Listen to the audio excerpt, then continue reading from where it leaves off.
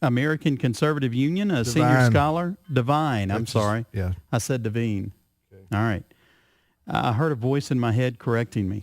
He was a longtime advisor to President Ronald Reagan. In fact, he served as the head of the Federal Civil Service during President Reagan's first term, saving nearly $6 billion in taxpayer money. So, Donald, welcome to today's issues, and I apologize for mispronouncing your last name. Well, thanks for having me. That's what counts, Tim. I appreciate it. All right. Thank you, Donald. And by the way, that's Jim, and I'm Tim. Welcome to our program. Okay, thanks for having me. You tell us about the American Conservative Union. Well, it's the oldest conservative organization. It goes back to the 1960s when we first kind of put the modern conservative movement together. I'm a professor. When I was in graduate school, the number one political science book was that there was no such thing as a conservative movement in America, that everything was liberal and progressive. And to a great extent, they were true.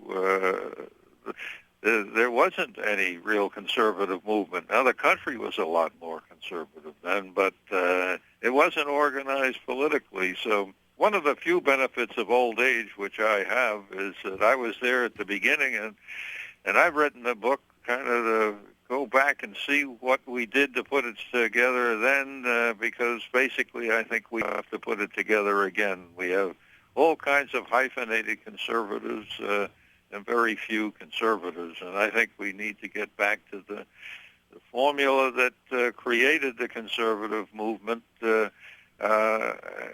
if we're going to put the country on the right road back.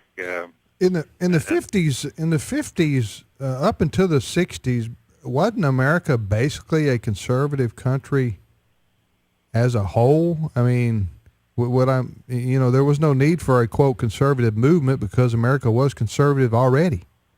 Well, it was conservative in its social values primarily, although that's when the divorce rates shot up out of the moon, and even the birth rates went down significantly. It all looked on the surface like it was all right, but the educated intellectual class that basically set the moral and cultural values was already changing America.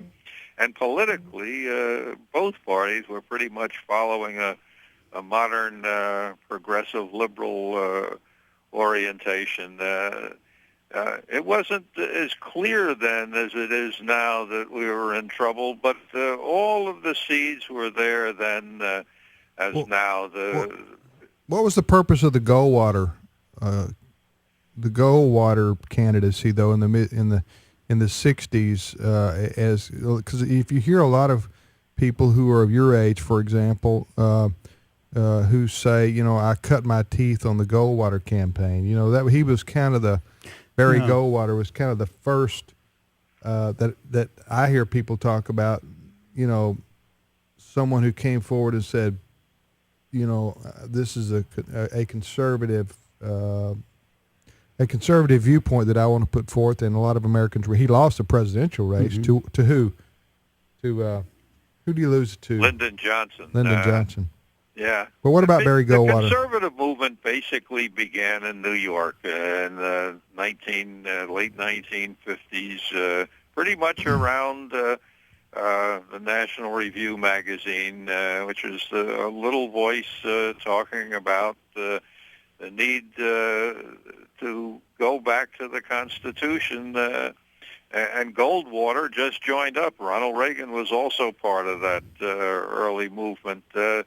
And what they focused on then was mainly federalism and the centralization of government, which is beginning to get very serious in the 1960s. So what they focused on was the problem of the time, which was centralized government, and I think that is the problem today. I'll give you a good example how centralization of decision-making affects moral values. You look at the Defense of Marriage Act decision made by the Supreme Court recently. Most people don't realize the main portion of the Defense of Marriage Act was declared constitutional, and that was that no state has to accept another state's definition of marriage. What was the revolutionary part of that decision was actually under the welfare clause. Justice Kennedy, who's not an extreme leftist, he looked at the second section. He said, there are 1,000 definitions of marriage and getting benefits at the federal government level. I'm not making my decision so much on moral question, but on whether you can deny certain people in the government welfare benefits and not others. And I'm not going to say that homosexuals can't have the same benefits. The root of the problem is that the federal government has gotten so involved in defining everything. First of all, there should be no definition of marriage at the national level. It's for the 10th Amendment is very clear. That's a state and private, primarily a religious private issue. That they shouldn't have any, but they have 1,000. And what's a person who's not, a big, deep believer, what's he going to do? He's going to say, hey, you can't not give these people benefits. There are already 1,000 ways they're getting benefits. I'm not going to stop that. So my point is that the seeds of the problem were in moving away from the 10th Amendment, which is the central summary of what the Constitution is all about. And today, I'm a political science professor. The top public administration professor in the United States, who's not a conservative, his name Paul Light at New York University, he says today the federal government is incapable of carrying out its constitutional responsibilities. It cannot faithfully execute the law, quoting from the Constitution.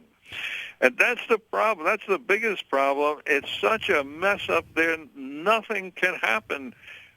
And, we were made to take care of ourselves, not to look for some big Caesar in the sky to decide what we're all about. And I think that is the only solution. We've got to get the decision-making out of Washington and get it back where the people are still pretty much conservative.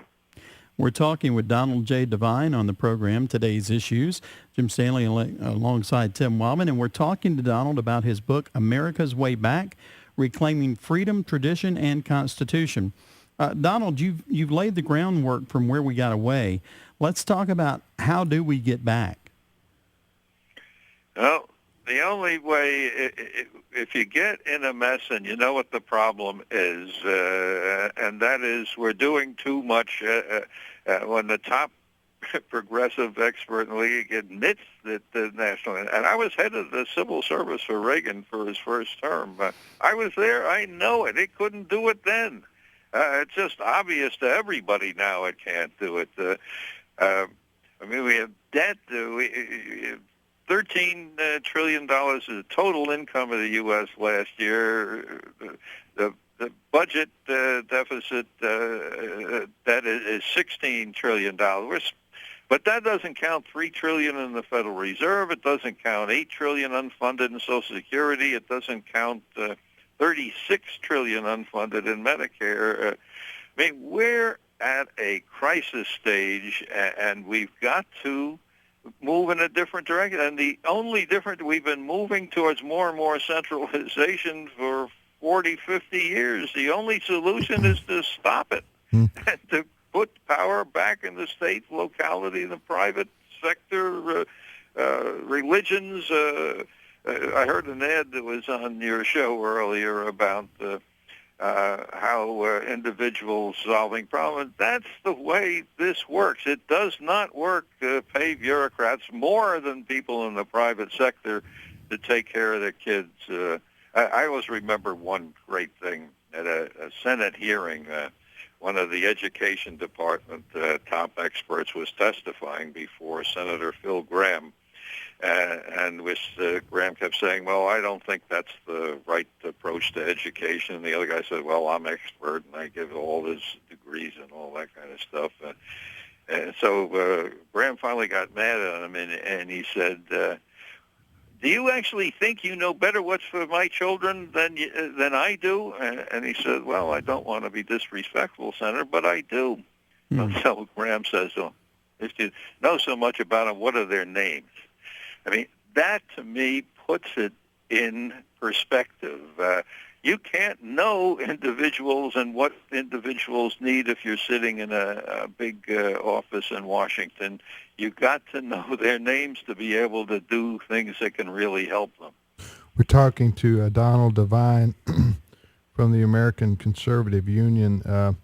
We're talking about, you know, one of the great issues that our founders of this country had in mind to prevent was exactly what Donald is talking about here, and that is centralizing power. All right, that's why you mentioned the 10th Amendment to the Constitution, the right of states, but what's happened over time. And I'm not saying people always had bad motives when they did this. Mm-hmm. You can have good motives and do terrible things. But over time, especially in the last, 60, 70 years, we've had a more power has been taken by the federal government. Right. And now now a lot of people expect the federal government to be involved in their lives, and without even thinking that, hey, they have no constitutional business being involved in this.